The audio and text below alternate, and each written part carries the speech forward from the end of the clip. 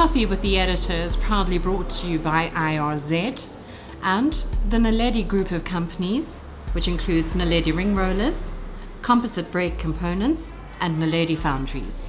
Let's start off with just talking about the Railway Development Authority and how that fits in with the Ministry of Railway, the Ministry of Transport, and the Ghana Railway Company. How does it all come together?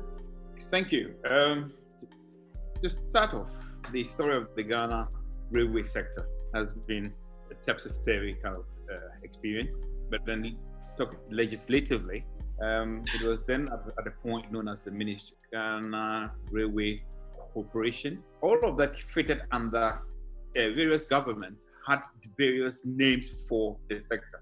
So at one point it was called Ministry of Transport. At the time it was called Ministry of Transport and Harbours, And then I think in 2000, this new government that came into office in January 2017 decided to change what was previously known as Ministry of Transport, under which we had railways, aviation, ports and harbours, and the metro mass road transport. All of those came under the Ministry of Transport. But then this new government decided to decouple two wings from the umbrella Ministry of Transport. And one of them is the railways. So the government created Ministry of Aviation and created a separate Ministry of Railways. Therefore, the former Ministry of Transport is now left with only ports and harbours and metro mass transport. That is the current legal structure. And where do we fit in? From this definition, the law that established my authority, called Act 779, divested all assets from the Ghana Railway Company, created the Ghana Railway Development Authority in 2008, which came into effect in 2009, and under that act, divested all assets that belong to the Ghana Railway Company and vested it in the new authority, my authority, which came into effect into being in 2009. Significantly speaking, that means all stations, all signal boxes, all tracks, any and every asset, including even rolling stock, whether it's diesel multiple units, whether it's wagons, wherever, all belong to the authority. In relation to my sister company, what was left of it after all this divestiture, Ghana Railway Company Limited, they were then named as more or less state carriers. In other words, they are the operations wing of the sector.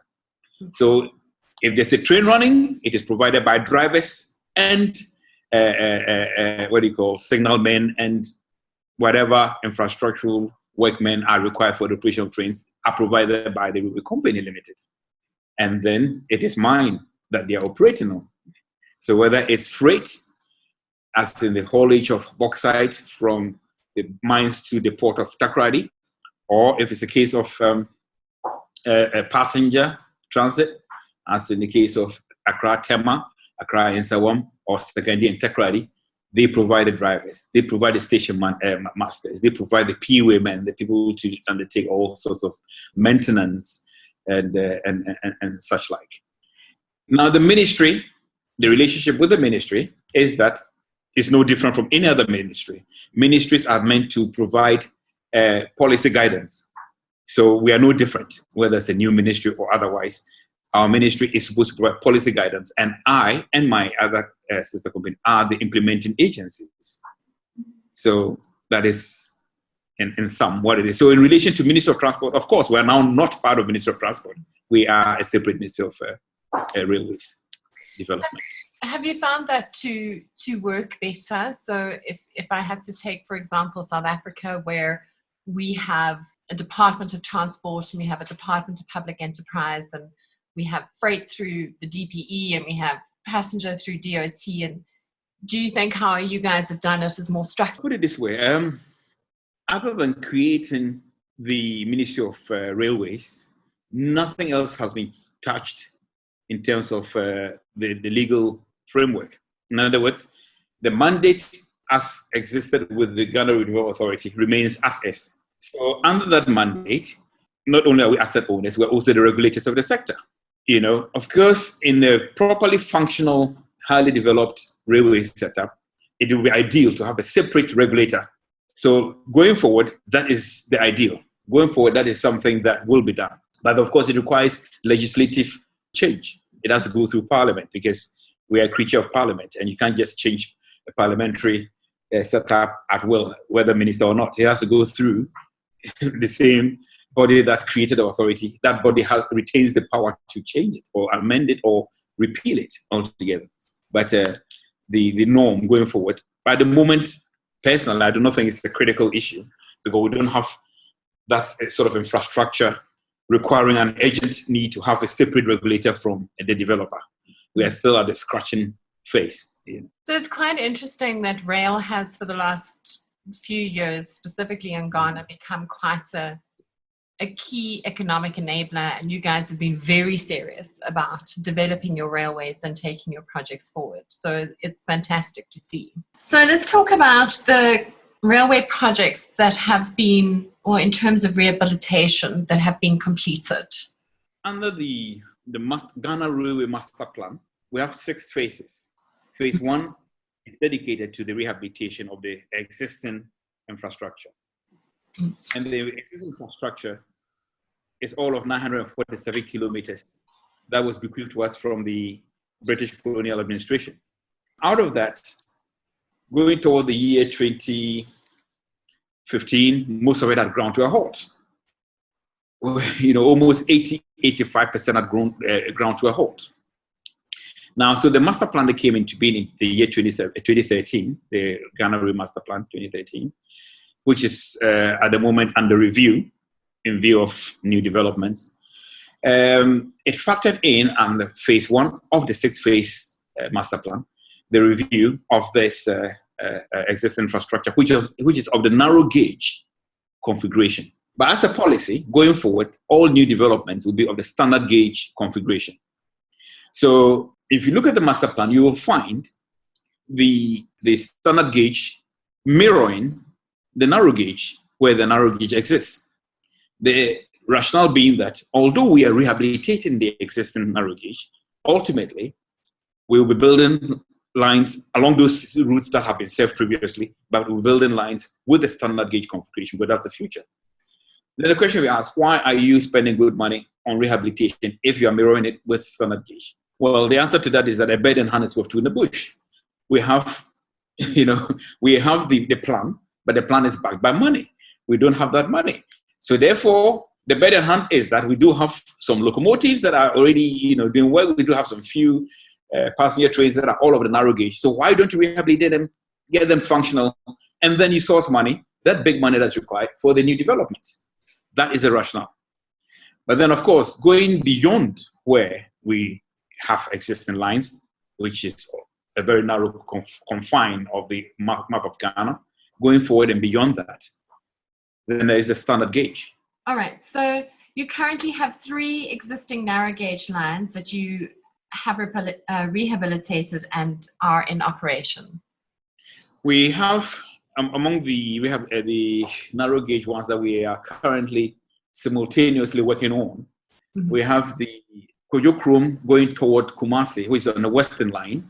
It is not completed. It is still ongoing. The end point is Takwa. Okay. We haven't completed it, but it's still ongoing. In fact, we had an initial cash injection from the Ghana Manganese Company, $10 million. They have a personal interest in that because their mine is sited on that or situated on that route. And it serves them well that we have a fortified line that can, speed up their mining operations and send it directly to the port of Takoradi for export. So they give us that initial cash injection. Then the other one will be the Accra to Tema line, which was reopened about 4 weeks ago after a derailment that happened in 2017, in October 2017. Yeah. We used that opportunity to not just retrieve the train, so on and so forth, but we also kind of looked at the whole line from Accra Central, which was overrun by these quarters and whatnot. So that derailment gave us the opportunity of actually getting rid of squatters from Accra Central all the way through to the point of derailment and then connecting through to the port of Tema. So that has been accomplished and the train service has resumed. Then we have the separate and third one, which you're referring to, which is the Accra to Nsawam line. That is still under construction. In fact, the end period was targeted for the end of February. But that has elapsed because we met some challenges in that during the period when the sector was dead, again, the issue of encroachment did happen. And not just encroachment, we had the issue of illegal winning of sand for building purposes. So back in the hinterlands on that route, land sand claimers went and were digging for sand to take away. All of that kind of impacted upon the infrastructure, the rail infrastructure.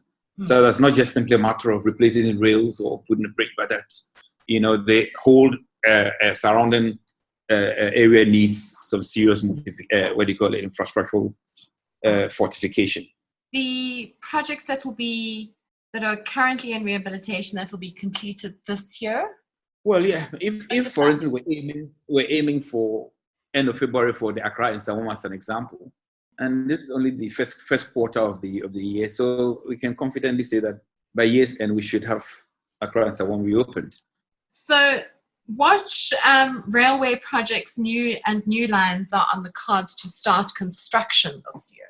It all depends on the financing. Well, happily, there's a lot. We are looking at a whole mixed bag of activities. We have, like I said, a number of lines: Central Line, Central Spine, Central Line, Trans-ECOWAS, Eastern Line, Eastern Expansion, Western Line, Western Expansion. We have the Ghana Faso rail connectivity. All of these. And it's not as if, although we have 6 phases, we're not going sequentially. It's not as if we're going from 1 to 2 to 3, thereabouts. No. It's as and when you can source the funding.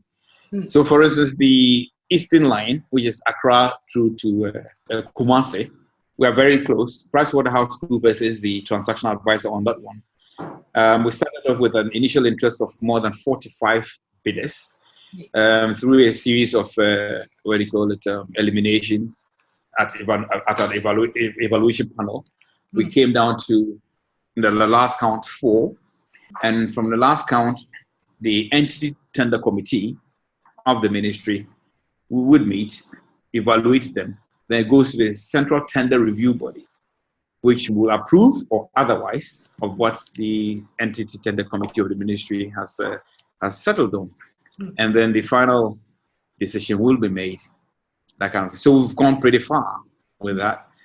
Remember, we are not just picking a contractor, but we're picking somebody who also is coming with resources, because the country as a whole hasn't got the funding for these undertakings.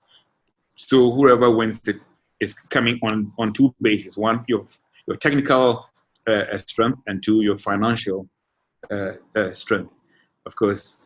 We're not just taking your claims, that we'll do a vetting background research to ensure that, yes, you do have that sustainable financial muscle, so you do not leave us, after 5 or 6 kilometers and then you are bankrupt, kind of thing. Correct. That line is about 340 kilometers. That's about right, yes. Yeah. Okay. And then the construction for the central spine is expected to start before the end of this year? Yes, because we have cited a contractor for it. That is the Chinese group CCECC. They are beneficiaries of half of the $1 billion that the sector has been awarded from the $2 billion Chinese Development Bank loan facility to the country. So we're giving $1 billion of it, out of which we decided to give 500 million to the central spine and another 500 million to the Western line. So the Chinese have a head start with that 500 million, which of course isn't enough for the entire line, but it is a start, and then we are looking at ways of funding the remainder. And again, the Western line, which I think we've spoken about. So I haven't seen your transport master plan. So if we can talk about just some of the projects that you highlighted in just a little more detail, which form part of the 6 phases that we haven't really discussed so far. So like I think it's called the Trans-ECOWAS line. Well, Trans-ECOWAS line, as the name denotes, is the ambition of West African. ECOWAS stands for Economic Community of West African States. So there's this ambitious plan, political and economic integration of the economic zone, and this is to be effectualized through, among other things, rail connectivity. So it starts from the east, as in Togo, cutting through the landmass of Ghana, through to the west, Ivory Coast. That is the trajectory of that Trans-ECOWAS line. And with that as well, we have a number of interested parties, and then again, we've retained a transactional advisor whose responsibility includes vetting the technical and financial, potential of those bidding contractors. So that is ongoing. All our real engagements in terms of interested bidders will have to go through the vetting process as undertaken by the various transactional advisors over the various lines and routes. Additional support from a railway perspective to the mining community in Ghana. So I know you mentioned one mine. I mean, there are obviously more mines and they're quite well spread. So from an economic point of view, supporting the mining industry would be good for you. Our role is to provide a means of transport, which is critical to the mining community. So if anything, we'd rather the mining community supported our bid because we are for their good. You see? So on the Western Line, no wonder, like I said, the initial cash injection came not from government, but came from Ghana Manganese, company, because they know that they stand to benefit in having a fortified railway line. In other words, from its dilapidated state where there were innumerable derailments in a year. Nobody heard about them because they were inanimate products. If it was humans that were involved in trains that were being derailed, the world and its auntie would hear about it. So in this instance, nobody heard about it because it was an inanimate product. And of course, that caused them financial losses, it caused them delays and all the rest of them. So it stood them in good stead to assist in the master plan, which in this instance, the rehabilitation of the existing line, which in this instance served the Western Line, which is where most of Ghana's mines are situated. So yeah, that is where most are situated. In fact, the only other mines of interest which will be taken into consideration under the review of the master plan are in the east. So there's a place called Kibi, where copious amounts of bauxite has recently been discovered, which is the reason why an entirely new authority has recently been set up by the president, Integrated Bauxite Authority, which encompasses the president's vision that we should be a country that exports finished products rather than you take raw material out, manufacture, refine it elsewhere and bring it back in. It's all part of that vision that this new authority has set up, where bauxite is found to be a very versatile material that, in the refining process, different items can be obtained from it. And so we intend to retain all of that within the country. And so in the review of the master plan, we certainly are going to be factoring a railway line to serve that area.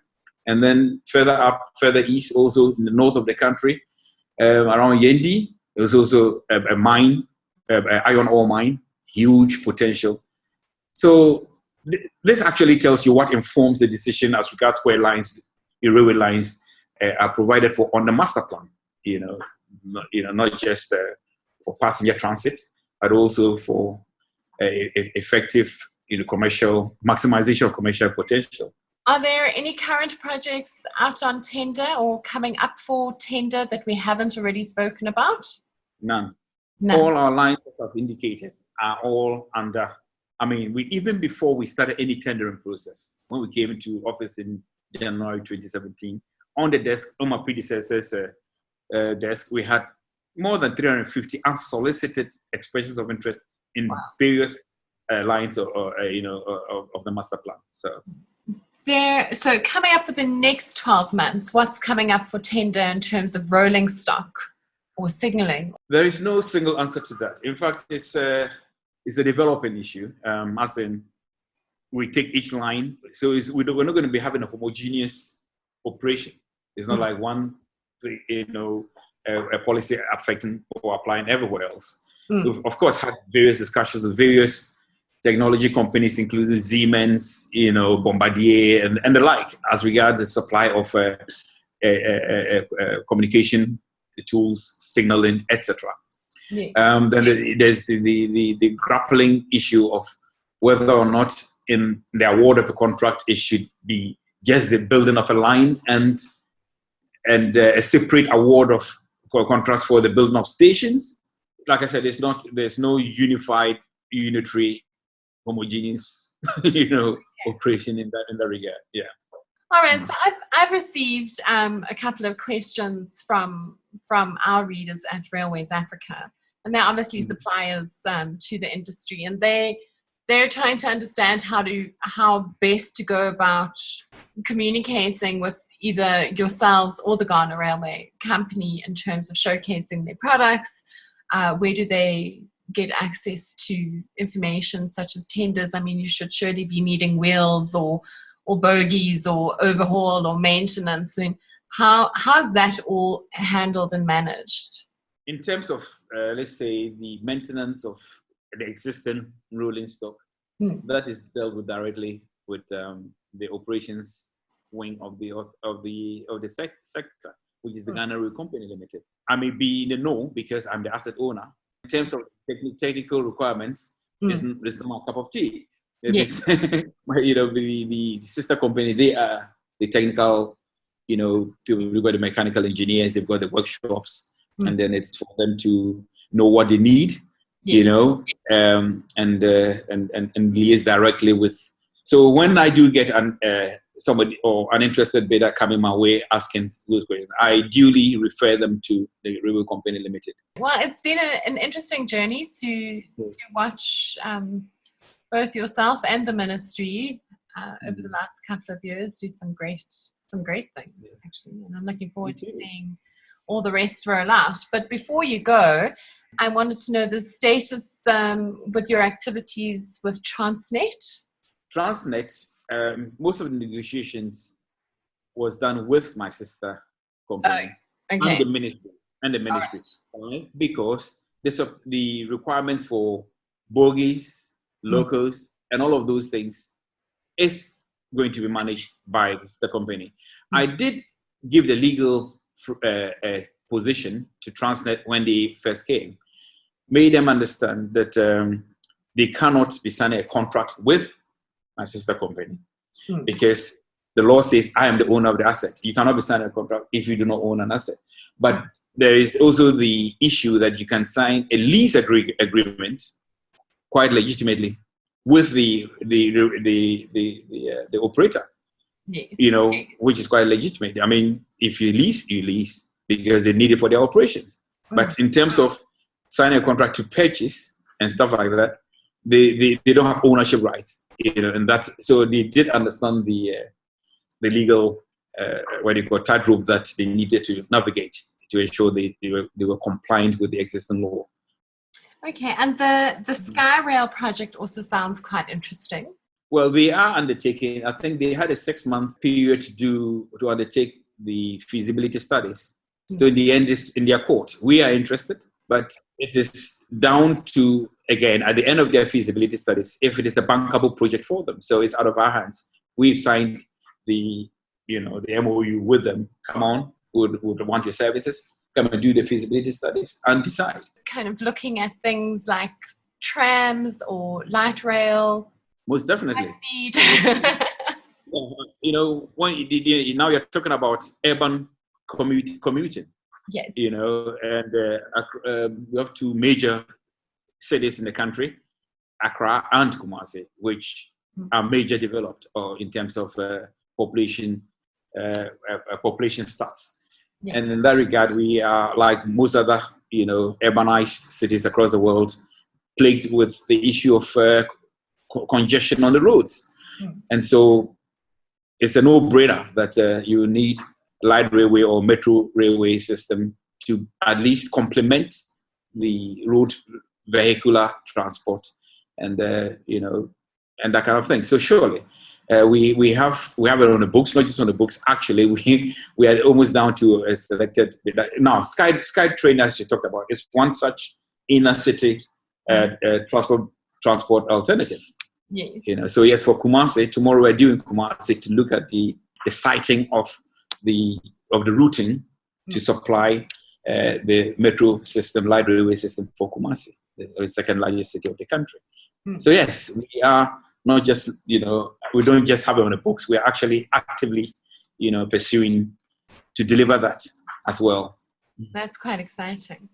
Is there anything else that you would like to share with our audience? Ghana is an oasis of peace. It's a place where, under the best place to do business, I think we rank quite highly, both globally and within the African continent and within the subcontinent. We are certainly a place that is catching the attention of the international community, especially under this new administration with this president Nana Akufo-Addo, that a man of vision, and you can see the policies. This is not a political talk at all. The policies speak for themselves, and the interest of the international community speaks for itself, because they come and you can see that it's not political talk, but actually that things that can be actualized. This is the man who stood before the president of France and told him to his face that please keep your hand out, and I'm sure the French will appreciate you keeping the hand out for themselves. We're trying to to be self-sufficient here, and we have the means to be self-sufficient. It's just a matter of discipline and following laid down policies. So he calls Africa beyond aid.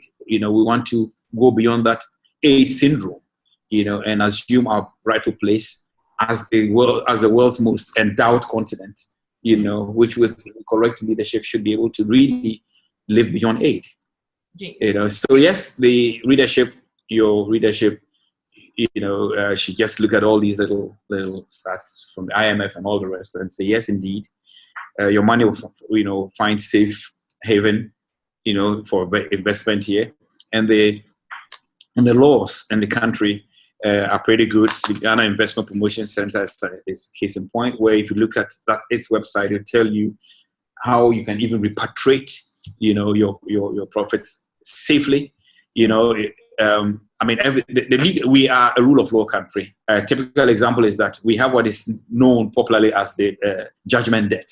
Now, judgment debt is where our own courts, hold judgment against state institutions and even the government itself in the interest of maybe if a foreigner. If your case is proven, we don't run a state monopoly of things and say no, even the laws will back the state regardless. No. So, and there are ample cases that back this, that if foreigners and foreign investments are safe under our legal regime. Yeah. So not only is the climate good for investment, but if things go down south, that you will have the legal protection if your case is proven. Richard, thank you very much. Thank you. It's lovely to have spent some time with you, and I look forward to doing it again soon. Sure thing. Take care. Thank you. Bye. Bye.